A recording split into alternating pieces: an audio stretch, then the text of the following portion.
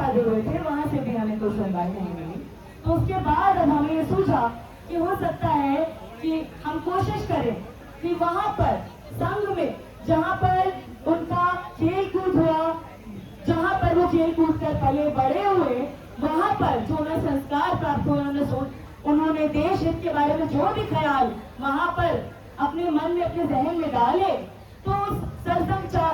RSS के सरसंघ चालक मोहन भागवत जी को अब हम यहाँ से खुला पत्र लिखना चाहते हैं। देश के तमाम छात्रों और युवाओं की ओर से हमने मेल्स लिखे, पीएम ऑफिस में चिट्ठियां दी, जवाब नहीं आया। हमें यहाँ पर मिला एक ये कैद में एक कबूतर। हमने सोचा क्यों ना इसकी आजादी का रास्ता साफ करने के साथ साथ हम इसके जरिए से इस देश के लाखों छात्रों युवाओं की आवाज भी मोहन भागवत जी तक पहुंचाएं। तो इस पत्र के कुछ मुख्य पहलू आपके सामने हम रखना चाहेंगे कि जंतर मंतर की सड़क से नागपुर के आरएसएस ऑफिस तक हमारी बात पहुंच सके। दोस्तों, कुछ मुख्य बिंदु ये हैं कि तमाम आपको देखा होगा आपने कि मुख्यधारा की मीडिया की गहरी और प्रायोजित चुप्पी के बावजूद दिल्ली के जंतर मंतर रोड पर चल रहे विरोध प्रदर्शन की खबरें देर सवेर आप सभी को, जो मैं यहाँ से मौजूद ना होकर किसी स्क्रीन से सुन रहे हैं, वो भी उसे हासिल कर ही रहे होंगे। आप जान रहे हैं कि इस देश में अभी केवल नीट, नेट, टेट जैसे पेपर लीक होने का ही मामला नहीं है, मामला है तमाम शिक्षा लीक का, जिससे इस देश का छात्र और युवा, बहुसंख्यक छात्र और युवा त्रस्त है। आंकड़े ये है कि हर वर्ष लगभग 2.5 करोड़ छात्र क्लास 1 में एनरोल होते हैं, लेकिन हमारी शिक्षा व्यवस्था इस कदर खोखली हो चुकी है कि महज उसका आधा हिस्सा ही अपनी पढ़ाई आगे जारी रख पाता है। हम ये कहना चाहते हैं, आप ये आंकड़ा भी रखना चाहते हैं कि देश में पिछले 10 सालों में 93,000 से ऊपर सरकारी स्कूल बंद हो चुके हैं। एक ऐसे देश में जिसको जरूरत है और ज्यादा सरकारी स्कूलों की, मजबूत सरकारी स्कूलों की और ज्यादा हायर एजुकेशन इंस्टीट्यूट की, वहां पर गरीब की, बहन की, बच्ची की आखिरी उम्मीद यानी कि सरकारी स्कूल को मंच कर दिया जाता है, ताला लगा दिया जाता है। वो बच्चा जो किसी देश में आंगनबाड़ी में बैठा है, 200 किलोमीटर के दायरे में कोई स्कूल नहीं है, उसके लिए नया स्कूल खोलने के बजाय जो पुराना खस्ता हालत सरकारी स्कूल है उसको बंद करने की आपने जो पहल चला रखी है, उस पर कौन रोकथाम करेगा। हम यहाँ से ये भी कहना चाहते हैं कि लक्ष्य तो हमारा विश्व गुरु बन जाए भारत, ऐसा लक्ष्य आपने साधा हमारे लिए, लेकिन हमारे सामने आंकड़ा ये कहता है, मोहन भागवत जी आप खुद अपनी अंतरात्मा से पूछिए, इस शिक्षा व्यवस्था को सुधारे बिना, शिक्षा बजट को बढ़ाए बिना, नए शिक्षक भर्ती किए बिना, नए स्कूल और शिक्षा संस्थान खोले बिना क्या हम वाकई में विभिन्न राष्ट्रों के बीच उचित स्थान पा सकते हैं या नहीं। हम बताना चाहेंगे आपको, आपका ध्यान आकर्षित करना चाहेंगे इस आंकड़े पर कि इसी देश में जो छात्र आर्थिक और सामाजिक रूप से वंचित तबकों से आते हैं, उसमें लगभग 250% वृद्धि हमें ओपन लर्निंग में दिखाई पड़ती है पिछले सालों में, यानी कि वंचित तबकों के छात्रों का सबसे ज्यादा एनरोलमेंट ओपन एसवेल इग्नू में दिखाई पड़ता है। क्यों नहीं उनके लिए नए school, college, higher education institute, नए मेडिकल कॉलेज, नए engineering colleges, IIT, DU, AIIMS, JNU के लेवल के इंस्टीट्यूट देश के हर गांव, हर कोने, हर राज्य में क्यों नहीं खोले जाते। ये हमारे आपसे सवाल भी है, ये हमारी आपसे अपील भी है। हम आपसे ये भी कहना चाहते हैं इसी खुले पत्र के माध्यम से कि बहुत सारी बातें इसमें कुछ मुख्य बिंदु इस तौर पर रखना चाहेंगे आपसे कि आज देश का जो माहौल है वो हमें हमारे प्राचीन महाकाव्य महाभारत की याद दिलाता है।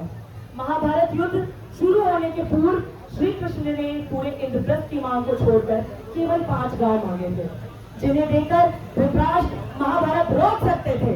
लेकिन पुत्र मोह और बलशाली सेना के दंभ में आकर उन्होंने महायुद्ध को आमंत्रित कर लिया। हम आपको बताना चाहते हैं कि अगर आप धर्मेंद्र प्रधान जी के मोह में शिक्षा मंत्री का इस्तीफा नहीं दिलवाना चाहते, यहाँ पर कई मीडिया के साथियों ने हमसे पूछा कि आप एक ही मांग पर क्यों अड़े हुए हैं, ऐसे तो कोई संवाद ही नहीं हो सकता है, ये तो आपका हठ भाव आ गया है कि नहीं केवल बर्खास्तगी चाहिए। हम कहते हैं अरे आप अगर बर्खास्तगी नहीं दे पा रहे हैं तो कम से कम ये 3 मांगे तो आप सुन लीजिए। 3 मांगे क्या है? वो 3 मांगे ये है हमारी, सबसे पहले कि आपने शर्मनाश के साथ साथ आपने जो देश की एग्जामिनेशन का पूरा बीड़ा आउटसोर्स कर दिया है प्राइवेट एजेंसीज को। हम चाहते हैं कि प्लीज आप सुनिश्चित करें कि एनटीए की पूरी जो रूपरेखा है, जो पूरा जिसमें पेपर लीक की संभावनाएं निहित हैं, उसको तब्दील इस तौर पर किया जाए कि उस संस्था को हटाकर प्रश्न पत्र के निर्माण से लेकर प्रिंटिंग, रखरखाव, यातायात और परीक्षा के आयोजन की सारी जिम्मेदारी एक ही ऐसी सरकारी संस्था को दी जानी चाहिए जिसका काम स्थायी कर्मचारी और बिना किसी आउटसोर्सिंग के माध्यम से निष्पादित हो। हम और ये भी चाहते हैं आपसे, इसके साथ ही आप ये सुनिश्चित करें कि देश में सरकारी शिक्षा जो है उसका जो व्यवसायीकरण पूर्ण रूप से हो रहा है, उसको प्लीज आप गैर कानूनी घोषित कीजिए, जिससे देश का जो गरीब परिवार का बच्चा समान और बेहतर शिक्षा का सपना देखता है, वो सपना पूरा हो सके। जिस देश में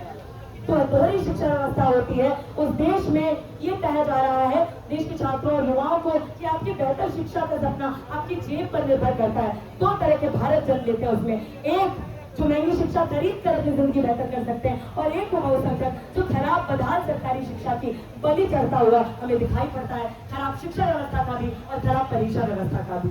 इसी के साथ हम ये कहना चाहेंगे कि आप इन मांगों पर अपना ध्यान केंद्रित करें। जिस तरीके से आप देश हित की बात करते हैं, आप इस बात का जरूर संज्ञान लें कि इस वक्त देश के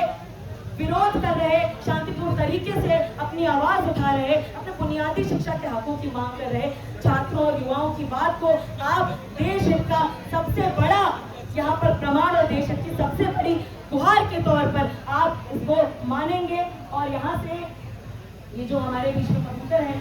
इसकी आजादी की पहल के साथ साथ हम इस कबूतर को उसके खुले आसमान में आजाद करते हुए उसके जरिए से ये चिट्ठी पहुंचाना चाहते हैं जंतर मंतर से नागपुर, जहां पर आरएसएस मोहन भागवत जी का ऑफिस है, वहां पर हम हमारे इस कबूतर की आजादी का और हमारे देश के बहुसंख्यक छात्रों और युवाओं के सपनों के अधिकारों के पूरे होने का रास्ता साफ करना चाहते हैं।